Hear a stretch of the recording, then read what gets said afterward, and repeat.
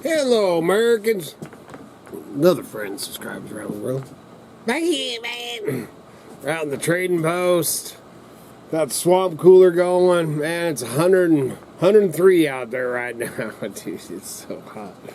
It's not bad, you know. By the cabin and the cook shack, trade post, you know, I've got my area. It's pretty dang shady and all that. It's bearable in the shade. It's still hot, probably 95 in the shade. So anyway, man, this yesterday, you know, I talked a little bit about the Lindsey Graham and Mitch McConnell, and you know, Mitch McConnell. I don't even know if he's alive, man. Even Musk got him on that, man. He's sending me these, you know, different pictures and stuff, but they've got the same expressions. Yeah, I'm pretty sure of that.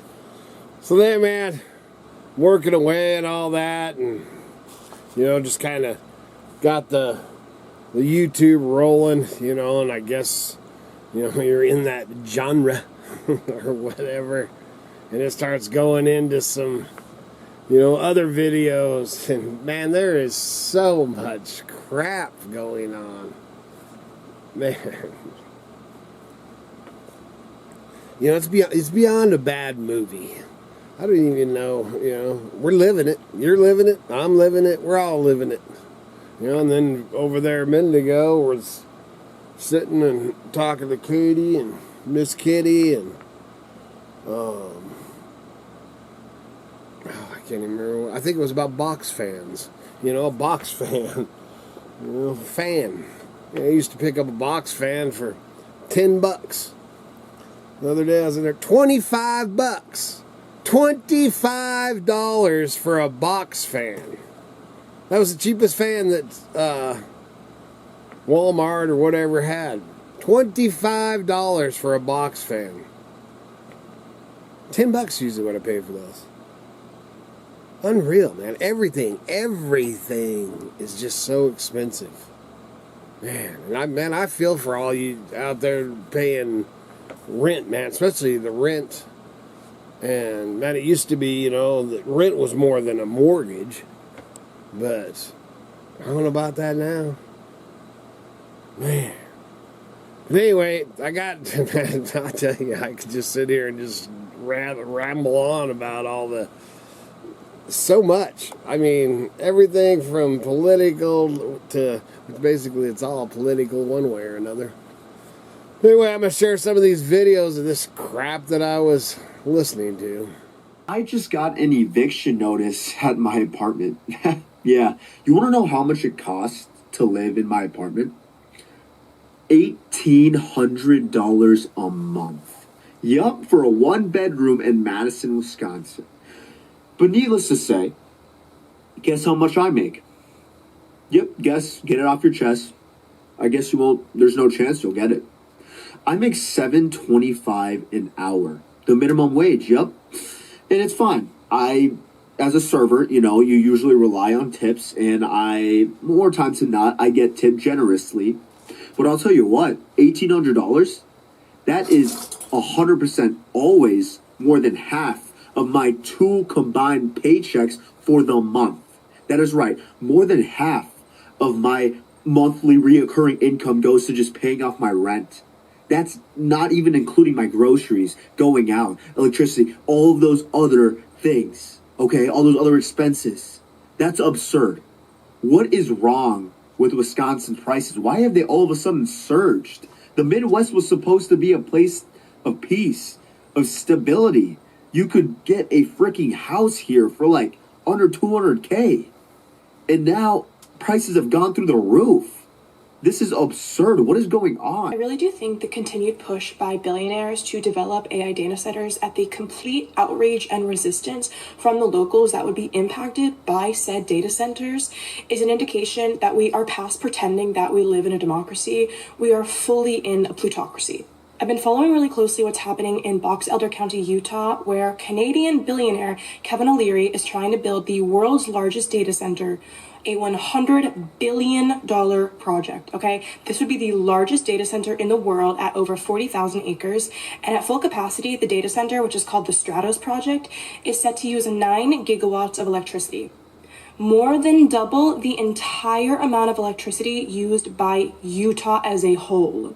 Robert Davies, a physics professor from Utah State University, says that he actually thinks the project will require an additional 7 to 8 gigawatts of waste heat energy, meaning that the project in total will be 23 gigawatts of total thermal load energy, which is the equivalent of dropping 23 atom bombs in Utah every single day. Also, let's do a little climate change perspective.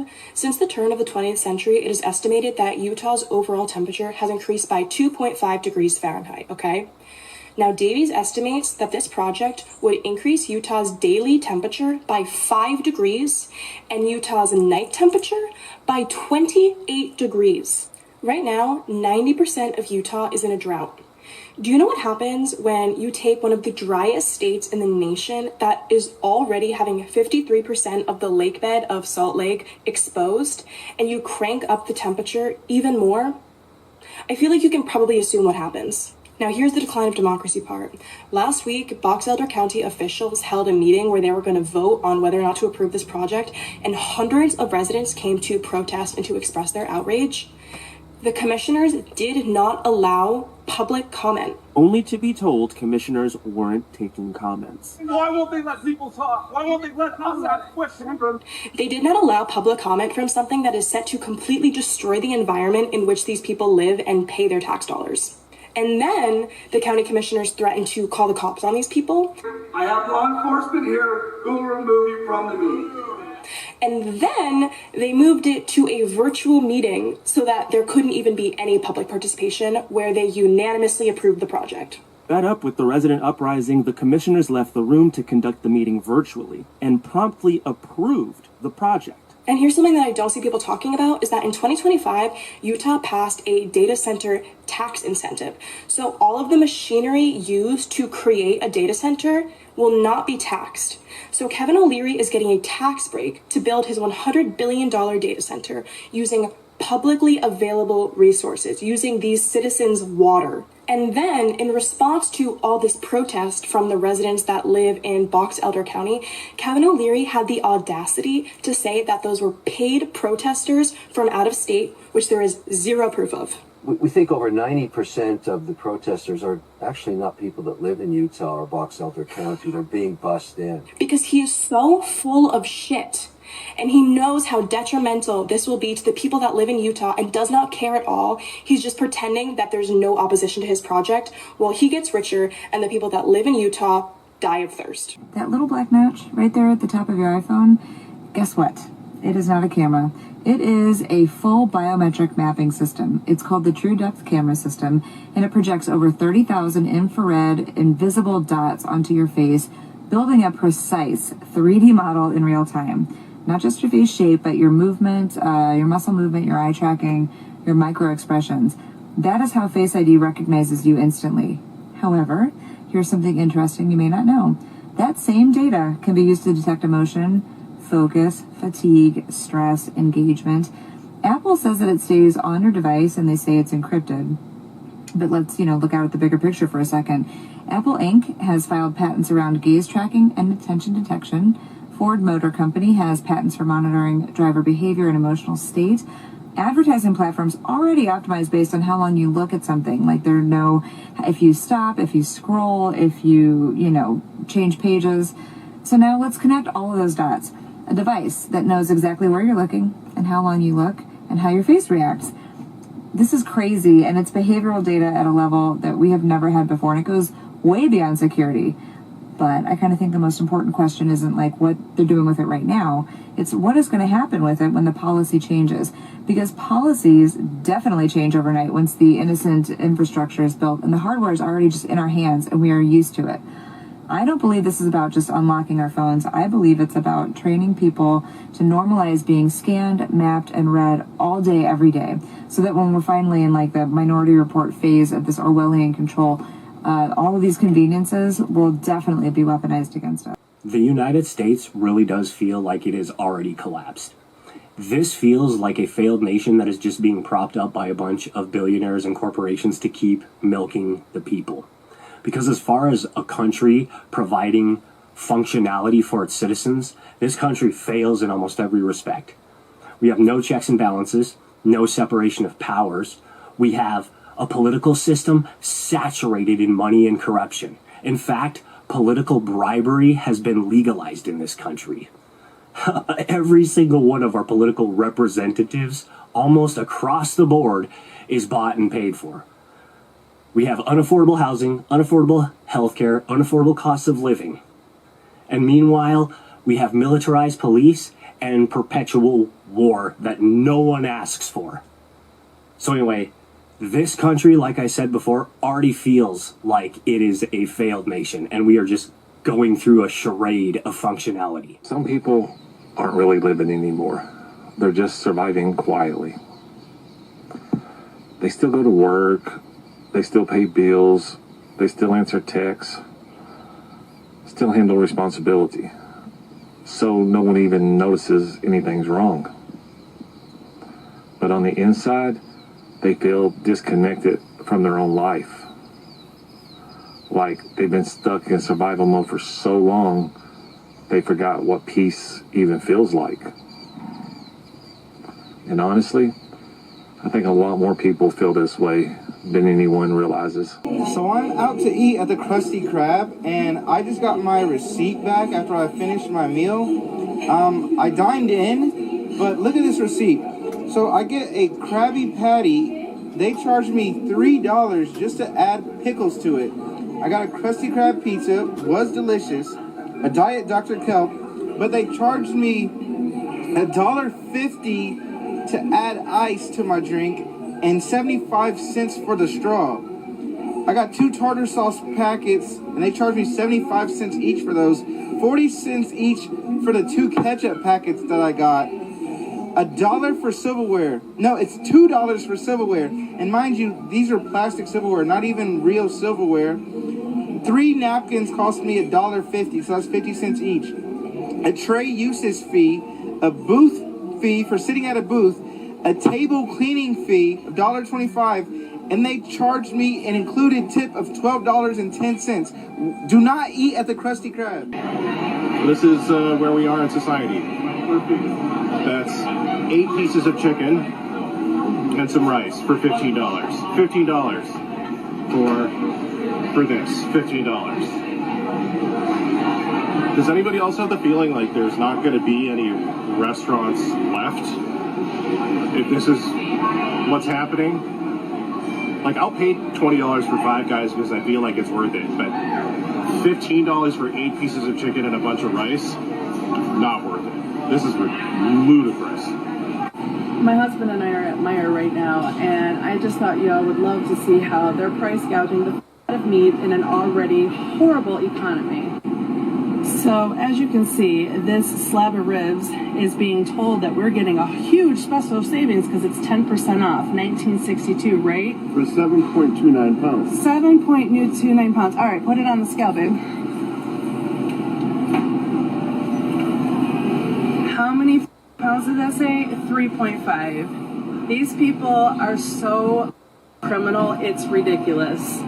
So if you're out here shopping, make sure that you are checking and weighing all of your meat because these stores are charging astronomical prices. They're price gouging because of the economy. And if people aren't weighing their stuff, if some old person came in here and wasn't thinking to weigh their stuff, they would have a serious issue at the register. They'd be paying ridiculous amounts for it. It's disgusting. Meijer Corporation, do better. You guys are disgusting for that. All right, I'm tired of being scammed. These are seedless California oranges, and we just bought them from Sam's Club. Let me show you guys something crazy. Hold on. All right. Look at these oranges. They look so delicious, and they look so radiant. All right, watch this, guys. I'm going to grab one and show you guys. Look at this. Look at that. All right, I'm going to grab one more. Look at this. All right, I'm going to grab one more. Do you guys see this? That is not what you see in the bag. Oh my God, this one's expired, actually. Look at this one. All right, look at the difference. Now let me show you guys something crazy. Watch my hand. Watch my hand. Okay, watch. Watch the bag. Alright, put my hand in here. Do you see what that does? You guys need to stop scamming people. This is insane. Like, look at my hand. Do you see that? The bag is changing the color of the oranges to get all of us to buy them. That's BS. There's an exciting new way that you're being ripped off at the grocery store. You've of course heard of shrinkflation, where manufacturers take an existing product and just shrink it a little bit without applying that same shrinkage to the price. You might have even heard of skimflation, where companies keep the size and the price the same, but just switch out those pesky expensive ingredients for much cheaper ones. Hot cocoa? Never heard of it. I want a nice steaming mug of jackfruit seeds. But the new way the grocery industry has decided to screw us is what one Reddit user calls trickflation. You see, they haven't reduced the amount of soda. Both of these cans are still 12 ounces. But since the grocery industry apparently thinks the average consumer has the intelligence of a 6-year-old child, they've put that same 12 ounces of soda in what looks like a larger can. Which again, I must remind you, just because something is in a taller, slightly skinnier container, it is not more liquid. Now, of course, this trickflation only works if they eliminate the previous can and jack up the price, which is, of course, exactly what they did. So not only do we have to worry about our product shrinking in size or using ingredients of much lower quality, we now have to worry about what is almost indisputably just straight up deceptive behavior. Okay, Walmart, you're at it again. So I got the pack of chicken here. 5.27 pounds. Got my scale. Tear, which is what they should be doing. So we're going to cut the chicken open here and see if we have 5.27 pounds of chicken. Let's do it.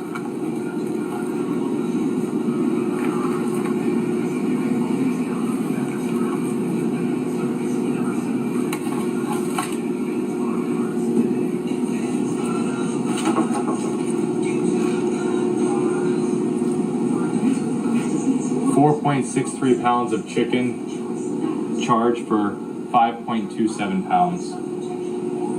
Do they not know how to use the tear button or what?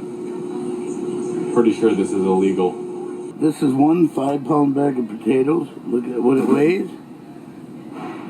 454, 453. Oh, yeah. This is one brand. Now we'll see what this one weighs. 470, 81. Now we'll do this one right here, see? 493. That's like a potato. Now we'll do a different brand. Look at that. Different brand. 421. Now here is a different brand again. See? 463. So you're not getting the 5 pounds. So I just went to Walmart. Actually, I did a Walmart pickup order and I bought French's. Okay? These are not open. I just bought them. They are still sealed. Okay? Still sealed. Unopened. Just bought them today. Same thing with this one. They are sealed. I picked them up. I could feel a weight difference. Look at this. Hold on. Let's see that. 1 pound, 5.6 ounces on that one. This one, 1 pound, 0.7 ounces. I don't understand why this is happening to so many different people these days, but French's, what the heck? You guys notice that nothing's a good deal anymore? Even the sales, they're not good deals. They're good deals if you're an idiot, if you've been living under a rock, but we all know what prices used to be and what they are now, and it doesn't seem like justified. It just seems like people just want to be greedy, and they got very accustomed to a certain lifestyle, talking about very wealthy people, and maybe they got themselves into a pickle, getting a giant house and a yacht and all these things, to where they're not able to really take that cut in their income or their, so what do? You raise the prices of products and services. You blame, input costs and inflation, and a lot of that is legit, I'm sure, but it just seems like there could be other things to be done. And I don't think people are out here having compassion for the business owner and entrepreneur as much as like people that are eating these costs, like average people that are just trying to get by and survive. And I'm just saying, like, everything seems to be a giant scam, and it's humiliating to just, to just accept that you're just overpaying for something that used to cost a lot less. And some of that is maybe on us and it's internalized, and some of that's not our fault. All of it's not our fault. Like, no one single-handedly screwed up this economy. Well, unless you're very wealthy. I think the era of the subscription model is already wearing thin on people. I talked with someone yesterday who said they bought a 97 Toyota Land Cruiser because they'd rather have that than whatever it is car companies are churning out today. I also heard from someone who said they bought a CD player. They'd rather use that instead. You remember the Walkman? And then I saw an article about, old game consoles surging. People want to get those again. A PlayStation 2, a PlayStation, a Nintendo 64. And, I look at the world around us, and I think it's a combination of things. Like, we're tired of getting nickeled and dimed just to use stuff. And maybe we're tired of being online all the time. And then, of course, there's this idea that there's nostalgia there. There's some sense of comfort in going back. I even sold a car I had that was a 2020 and got something that was made the year I graduated high school, and I'm much happier with that. So, I don't know what it says, but I think people are just kind of tired of the way things are right now, and maybe this is just an element of that. Also, the economy just doesn't feel very good. Every day, layoff, layoff, layoff, layoff. Who wants to keep paying subscription fees when you could be laid off tomorrow? It's just coming from a millennial. So I just watched this video where this girl said she feels like everything is a scam today, and I agree with her, but here's something that I want to add. I feel like everything has always been a scam. We just didn't find out about it.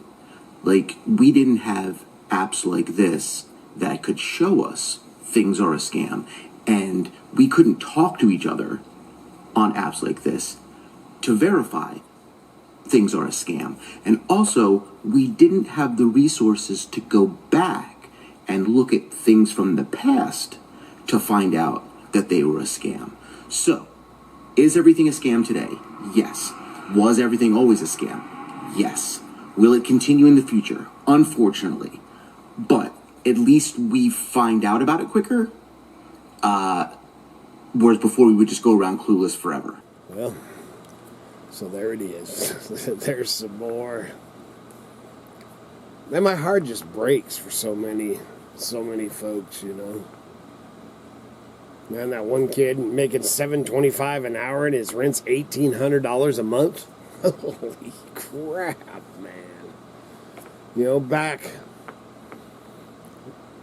Way back when we were renting, we were struggling, man, and family. We'd had our first kid or whatever, and my rent on a little, it wasn't no fancy, picket fence. It was just it was actually an old bunkhouse for an orchard. And anyway, but it was a 2-bedroom, man, huge kitchen in it. 2-bedroom, its own dining room, kitchen, of course, bathroom. And then it even had its own, whatever the heck you call it, washroom or whatever, where you put your washer and dryer and stuff. And then it had a garage. $350 a month. Man, that was the longest we ever rented a place, was that. I rented that, and then we had a, trying to think of all the places we rented. Basement apartment the one time. We started off in a trailer. I remember the other ones were supposed to be owner carry, and and then we moved into our motorhome. Man, I owned my motorhome.